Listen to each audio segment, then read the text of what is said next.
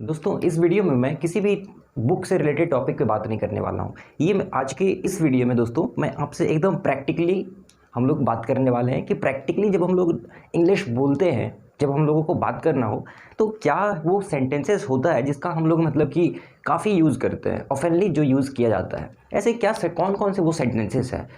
देखिए, ग्रामर पढ़ना एक अलग चीज़ है, लेकिन कुछ कुछ जो चीज़ें प्रैक्टिकली हम लोग यूज़ करते हैं वो आप समझिए इस वीडियो से। तो मैं ऐसे 5 सेंटेंसेस के स्ट्रक्चर आपको दूंगा जो हम लोग ऑफनली जब हम लोग बात करते हैं किसी से, जब हम लोग किसी से कम्युनिकेशन जब हम लोग करते हैं कम्युनिकेट, तो हम लोग उसको यूज़ करते हैं। तो सबसे पहले आपको एकदम ध्यान से देख लेना है और समझ लेना है बारीकी से कि ये सेंटेंस स्ट्रक्चर कब यूज़ होता है। ठीक है, तो देखिए मैं सबसे पहले आप लोगों को एक चीज़ बताना चाहूँगा।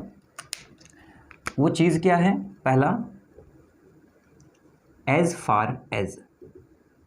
एज फार एज, देखिए एज फार एज की जो सेंस होता है दोस्तों, इसका मतलब हुआ जहां तक सवाल है या जहां तक बात है, कह लीजिए दोनों सेंस हो सकता है, जहां तक बात है या जहां तक सवाल है। मतलब क्या हुआ? एज फार एज, जैसे मैं आपसे कहता हूं इंग्लिश ग्रामर का जहां तक सवाल है, as far as English grammar is concerned, और यहाँ पे आप एक और चीज़ जोड़ लेंगे, concern, concern. Okay, as far as concern, और ये बीच में आप वो बातें लिखेंगे, वो बातें बोलेंगे जो आप बोलना चाहते हैं। जैसे मैं आपसे कहता हूँ कि जहाँ तक साइकोलॉजी का सवाल है, ठीक है, as far as psychology is concerned. ठीक है, as far as psychology is concerned, यहाँ पे इस भी लगा लीजिए। जहाँ तक ज्योग्राफी का सवाल है, as far as geography is concerned. Okay, तो ऐसे तरह से हम लोग, ऐसे तरीके से हम लोग बात करते हैं। जहाँ तक इंटीग्रिटी का सवाल है, as far as integrity is concerned. जहाँ तक ऑनेस्टी का सवाल है, as far as honesty is concerned. जहाँ तक इंग्लिश सीखने की बात है, as far as learning English is concerned. ठीक है, ठीक है, तो इस तरह से आप यूज़ करेंगे। जैसे मैं आपसे कहता हूँ as far as honesty is concerned,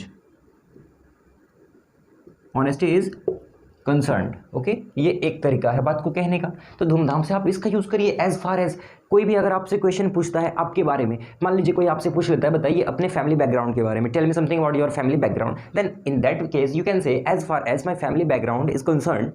ऐसे आप बात कर सकते हैं। या आपसे कोई पूछ लेता है अपनी क्वालिफिकेशंस के बारे में बताइए। ठीक है, अगर ड्यूरिंग एन इंटरव्यू अगर आपसे कोई पूछ लेता है अपने क्वालिफिकेशंस के बारे में बताइए, tell something about your qualifications, then you can say as far as my educational qualification is concerned. Okay, I have done BTech, या जो भी चीज़ें आपकी जो क्वालिफिकेशंस होगा you can mention over there. Okay, चलिए ये एक सेंटेंस का स्ट्रक्चर है।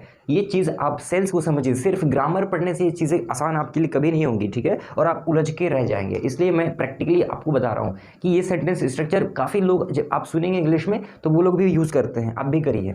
दूसरा दोस्तों, दूसरा है when it comes to, when it comes to, और आपने बहुत बार इस सेंटेंस को सुन रखा होगा, व्हेन इट कम्स टू। इसका मतलब क्या हुआ? सेंस ये होता है, सेंस होता है इसका जब बात आती है, जब बात आती है। अब किसी भी चीज़ की बात आ सकती है। जैसे मैं आपसे कहता हूँ when it comes to speak in English, जब इंग्लिश में बोलने की बात आती है, ठीक है, जब तुम्हारे आने की बारी होती है, या ऐसे मतलब सेंटेंसेस अगर हम बोलना चाहें कि जब भी क्रिकेट खेलने की बात आती है, when it comes to play cricket, when it comes to go there, when it comes to come here, when it comes to apply this rules, when it comes to follow our constitution, देश की बात आती है। When it comes to country, okay, when it comes to country, जहाँ तक राजनीति की बात आती है, when it comes to politics, when it comes to administration, ठीक है। तो इस तरह से आप धूमधाम से व्हेन इट कम्स टू का यूज़ कर सकते हैं। तो देख लीजिए इसका भी एक सेंटेंस, इसका एक सेंटेंस देख लीजिए, when it comes to, when it comes to speak English, जब इंग्लिश बोलने की बारी आती है तुम घबरा जाते हो। तो ऐसे तरह के जब सेंटेंस हम बोलना चाहते हैं कि जब बात आती है, जब खाने की बात आती है, जब खिलाने की बात आती है तो तुम भाग जाते हो। So in that kind of sentences can be said in this by using this sentence structure like this. Okay, तो ये था हमारा दूसरा सेंटेंस स्ट्रक्चर। अब देखिए दोस्तों, हमारा थर्ड सेंटेंस स्ट्रक्चर क्या है। जो हमारा थर्ड सेंटेंस स्ट्रक्चर है वो है वुड लाइक टू। चाहूँगा कि, मतलब मैं ये चाहूँगा कि आप इंग्लिश में बोलें। I would like to suggest you please speak in English. जैसे मैं आपसे पूछ रहा हूँ would you like to take tea और कॉफ़ी, आप कॉफ़ी लेना पसंद करेंगे कि चाय। Would you like to eat food here और आफ्टर रीचिंग योर होम, आप यहाँ खाना पसंद करेंगे या अपने घर जाकर। ठीक है, तो इस तरह के सेंटेंसेस जब आप मतलब किसी को ऑप्शन दे रहे हैं या आप कुछ चाह रहे हैं तो आप यूज़ कर सकते हैं वुड लाइक टू।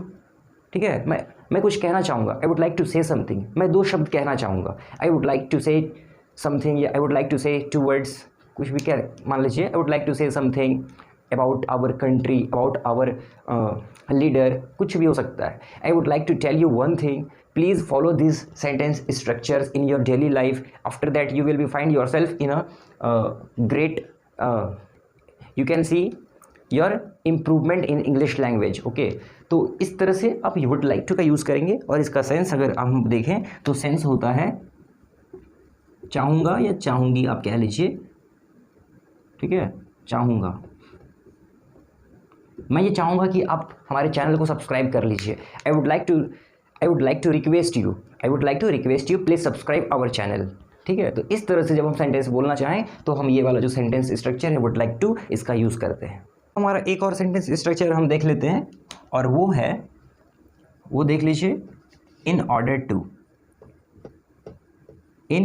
टू, और यहाँ पे गेट लिख सकते हैं आप। इन ऑर्डर टू गेट मतलब इसका हुआ के लिए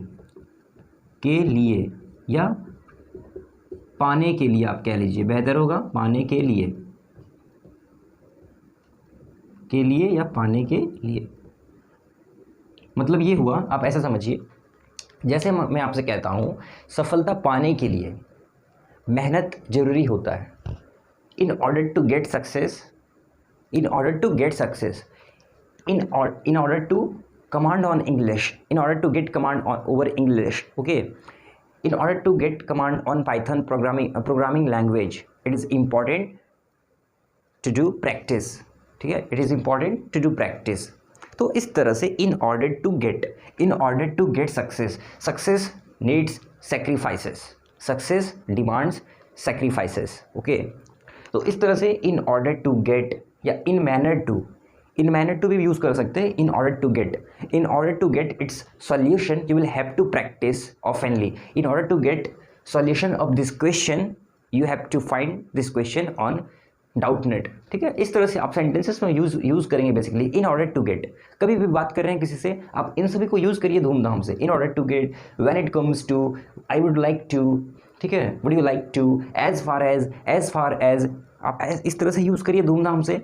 अब देखिए एक और मैं आपको देना चाहूँगा सेंटेंस स्ट्रक्चर। एक और सेंटेंस स्ट्रक्चर आप ये समझिए,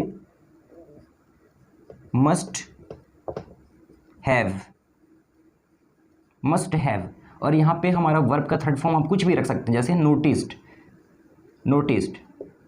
ठीक है, यू मस्ट हैव नोटिस्ड, मतलब आपने नोटिस किया होगा। ठीक है, आपने मतलब किसी चीज़ को नोटिस किया होगा। जैसे मैं आपसे कहता हूँ यू मस्ट हैव नोटिस्ड। ठीक है, जैसे मैं आपसे कहता हूँ you must have noticed that we all are wearing mask, मतलब कि हम लोग सभी मास्क पहने हुए हैं, भले मैं नहीं पहना हुआ हूँ क्योंकि मैं तो घर में हूँ। ठीक है, तो एक एग्जाम्पल के लिए मैं आपसे कहता हूँ, मान लीजिए कोई इंटरव्यू चल रहा है। ठीक है, अब जो कैंडिडेट है, अब इंटरव्यूअर जो है बोर्ड मेंबर्स, उनसे क्या करें, तो जैसा कि आप देख सकते हैं as you can see we all are wearing, you must have noticed that we all are wearing a mask and we are following adequate distance. So it is on you, it depends on you if you want to give your interview wearing mask, or you have option that you can put it off. तो आप इसे उतार भी सकते हैं और इसको पहने हुए भी इंटरव्यू दे सकते हैं। So in that ways you can use must have noticed can be used in this way, in this manner you can use must have noticed.